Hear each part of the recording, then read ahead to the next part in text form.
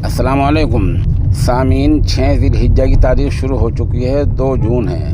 ख़बर का उन्वान है बांग्लादेश में कुछ नए नोट जारी हुए हैं। बांग्लादेश की यूनुस सरकार ने एक अहम कदम उठाते हुए देश में नई करेंसी जारी की है। नए नोटों पर शेख मुजीबुर रहमान, जिन्हें बंगबंधु के नाम से जाना जाता था, उनकी तस्वीर हटा ली गई है। उनकी तस्वीर नहीं है, यानी बांग्लादेश की करेंसी से शेख मुजीबुर रहमान की तस्वीर को हटा दिया गया है। दरअसल बांग्लादेश के बैंक ने 10, 100, 200 और 500 के बांग्लादेशी टका की मालियाती कीमत में नए नोट जारी किए हैं, जो देश में 1 जून 2025 से लागू हो गए हैं। नए नोटों पर देश के बदलते सियासी, सकाफती और दूसरे इसी तरह के मनाजिर दिए गए हैं। ये तस्वीर आप नए नोट की देख सकते हैं वहाँ की।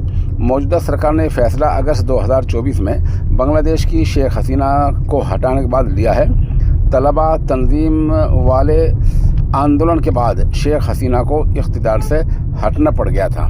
यूनुस सरकार के इस अहम फैसले को बहुत अहम फैसला माना जा रहा है।